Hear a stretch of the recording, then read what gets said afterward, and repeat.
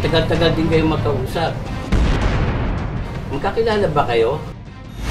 May tuturo mo ba sa amin kung saan namin siya pwede makita? Opo, sasamahan ko po kayo. Sa tulong ng tenant na si Ara, natuntun at naaresto sa kanyang bahay sa Pateros ang suspect na si Minardo Lialde Jr. 43 taong gulang. Ang tinuturo mong nagutos sa'yo, sino? Harap-harapan niyang itinuro sa mga pulis kung sino ang mastermind ng krimen. Siya po! Siya po yung nagutos sa akin para patayin po yung matanda! Siya po! Ha? Hoy! Huwag mo ko dinadamay-damay dyan, ha? Ano to? Walang iba kung hindi ang tenant ni Mang Antonio na si Ara. Ang tinuturo mong nagutos sa'yo, sino? O, ina-arresto ka rin namin, ha? O, dalawa kayo. Arestado kayo, dalawa ha. Siya raw ang sumaksak, siya raw ang pumatay sa utos nitong Ara. Anong kanyang reaksyon nung itinuro siya nitong si Minardo? Hindi niya talaga na wala na siya naging usapang ganun.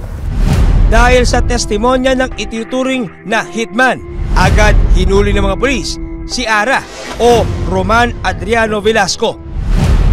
Sa pagpapatuloy ng investigasyon ng mga pulis, lumalabas na nagkaroon ng alitan sina Ara at Mang Antonio dahil sa hindi pagbabayad ng renta ni Ara. Ayan na naman siya. Ara, ilang buwan ka nang hindi nakababayad ng renta mo. Tuwing sisigilin ka naman, sasabihin mo, bukas na lang po. Pagdating naman ng bukas, wala. Eh kaya nga ho nagtatrabaho, di ba? Para may pambayad ng renta ninyo. Basta, magbayad ka ng utang mo! Nawalan din umano ng pera si Mang Antonio dahil sa pagpapapasok ng ibang tao ni Ara sa bahay.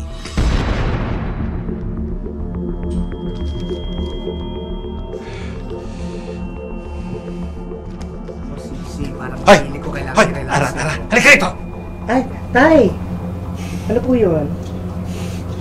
May 10,000 ako sa kwarto ko. Alam ko yon.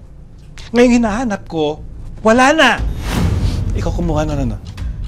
Ano bang pakialam ko sa 10K mo? Basta, sumama ka. Ha? Sumama ka! Doon ka magpaliwanag! Tawag mo ako! Sa barangay! O sige! Kung yan ang gusto mo, kasama ako sa barangay para magkaalaman na tayo! Ito daw si Ara is nag-iimbita ng mga kainuman dun sa kanyang salon. Pati doon sa hirap pagbayad, kumbaga, kaya binigyan ng ultimatum na sige, paalisin na lang kita. Ngayon, hanggang ano na nga lang, netong January.